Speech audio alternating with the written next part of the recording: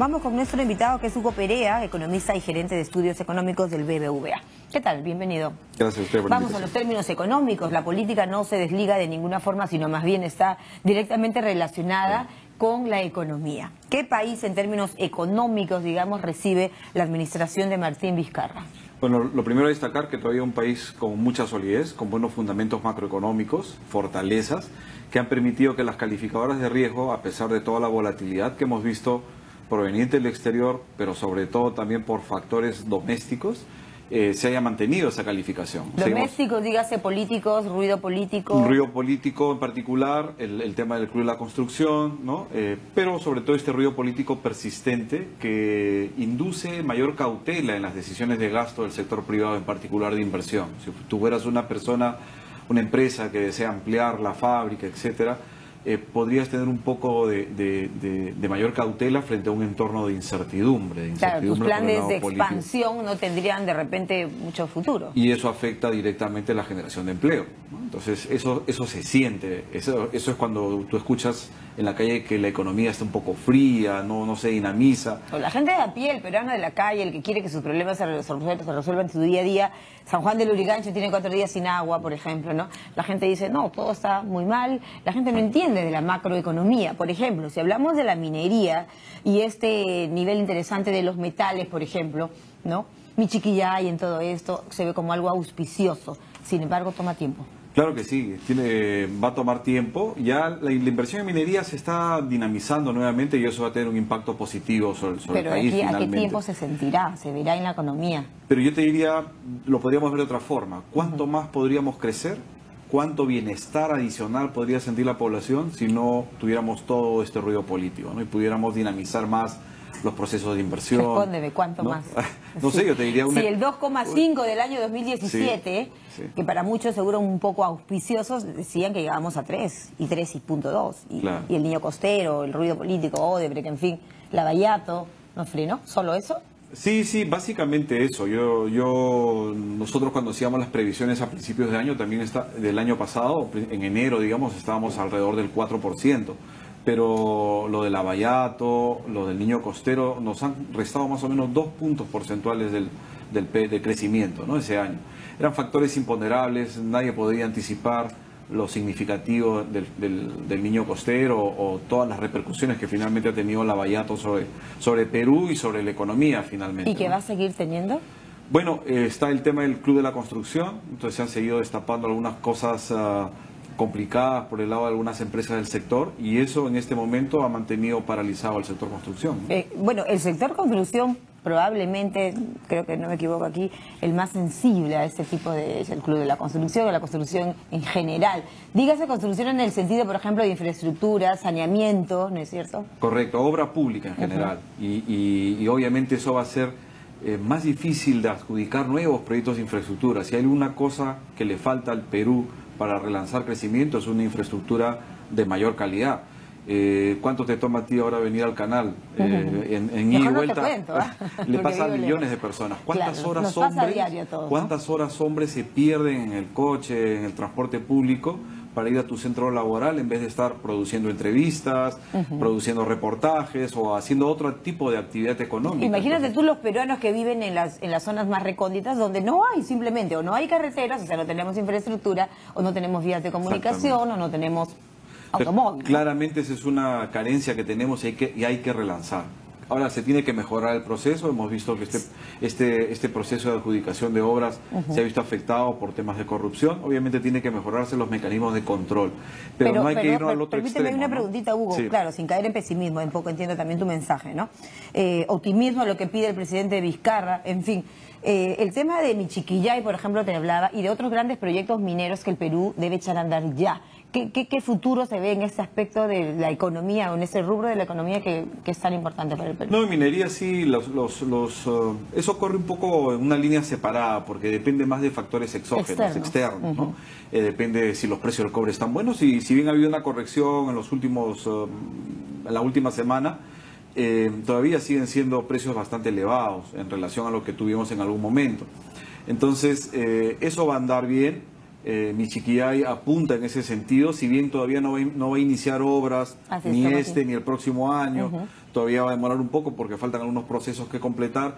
Es una señal positiva del interés que genera el Perú y en particular la minería, el desarrollo de la minería, ¿no? Entonces, eso nos va a dar estímulo, nos va a dar impulso. ¿El precio de los metales? Mira, nosotros estamos previendo que va a haber alguna corrección en el precio del cobre, nada dramático.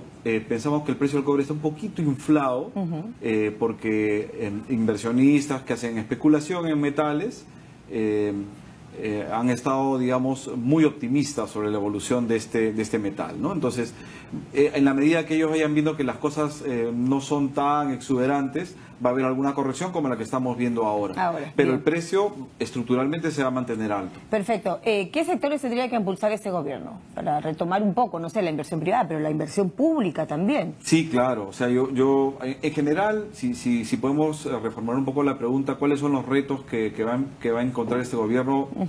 Tiene los retos planteados desde hace buen tiempo, pero en realidad no solo esta administración, sino la anterior y la anterior también. El problema ha sido el no destrabar. Claro, un tema tiene que ver, todo lo que estamos discutiendo ahora en Perú en términos económicos es cómo relanzamos un crecimiento más acelerado. Correcto. ¿Te acuerdas cuando crecíamos a 6, 7% y se sentía pues, esa ebullición? Claro. Y cambió el panorama de las ciudades, se construyeron centros comerciales. Así es. Las viviendas padecemos también, ahora ¿no? otros problemas que son bonitos de gestionar, entre comillas, el exceso de vehículos, porque todo el mundo empezó a comprar autos y una efervescencia económica en el Perú que pasó frente a nuestros ojos. En un periodo muy corto de 10 años pudimos crecer muy fuerte. Ojalá pudiéramos retomar esa senda. ¿De qué depende? ¿De qué factores? En ese momento tuvimos la buena fortuna de los commodities, pero podemos relanzarlo a través de incrementos en la productividad. Es lo único que te genera crecimiento sostenido a largo plazo. En la productividad. Que suena un concepto muy gaseoso. La productividad significa cuántos bienes podemos producir por unidad de tiempo. Si en una hora un zapatero produce un par de zapatos, pero el zapatero del país vecino produce 10 pares de zapatos, es mucho más productivo. Entonces habría que preguntarse por qué dos trabajadores con las mismas habilidades, uno produce más que el otro. Correcto. Y eso tiene que ver porque seguramente el segundo tiene más máquinas a disposición, mejor infraestructura, mejores mercados para colocar sus productos. Entonces todas esas cosas hay que ir atacando. Pero esto suena como algo hoy por hoy muy de mediano plazo, pero a corto plazo la nueva administración tiene retos claramente planteados. Uno, el primero para relanzar crecimiento tiene que ver cómo superamos este bache al sector construcción y tiene que ver con el reglamento de la ley que reemplazó al decreto de urgencia 003. La ministra saliente, que ha hecho una muy buena labor, Claudia Cooper, ha dicho que el reglamento está casi listo, que faltan afinar algunas cosas y que ese es un tema urgente que tiene que tomar el tema del 003 obviamente habla de reparaciones civiles, ¿no es cierto? Ese es un tema que efectivamente falta reglamentar, ¿no? O sea, hoy por hoy, por ejemplo, es muy difícil que una empresa del sector construcción consiga financiamiento porque los bancos o los prestamistas en general no saben cuál va a ser la reparación que va a tener que enfrentar la empresa. Por eso te decía que demoró tanto que no se establece el tema de la reparación civil, la demostración, lo que el Perú debe recibir como resarcimiento.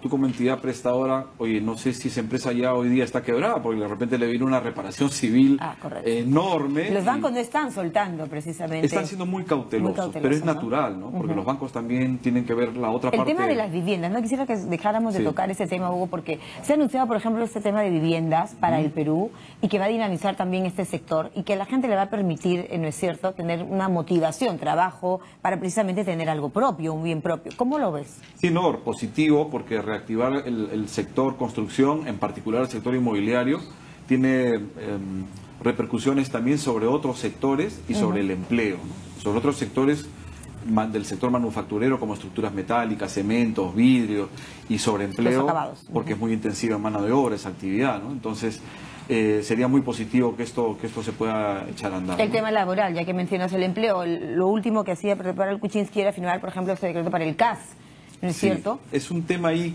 complicado que preferiría que se discuta nuevamente. ¿Es viable? Ese es el problema. El forado que señalan dejaría... Algunos cálculos sugieren que podrían ser 2.500 millones de soles adicionales de gasto corriente. Entonces, como tú tienes un presupuesto, si me exigen gastar más por acá, no, digamos, si no quieres despedir, me exigen gastar más por acá en remuneraciones, ¿qué tengo que hacer? Pues tendría que invertir menos Tendré que hacer menos escuelas, tendré que hacer menos hospitales para poder cumplir tanto el presupuesto como un mayor requerimiento de gasto. Entonces, ¿qué nos queda?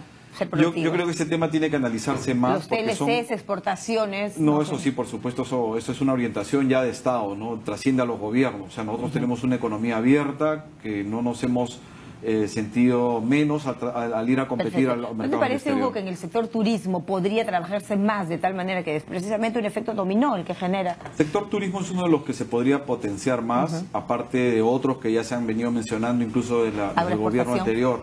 Agroexportación es uno que está yendo bien, pesca también, pero forestal, por ejemplo, ¿no? Que trató de lanzar el gobierno anterior, ¿no? Entonces, y finalmente, nuestro riesgo país, con eso termino.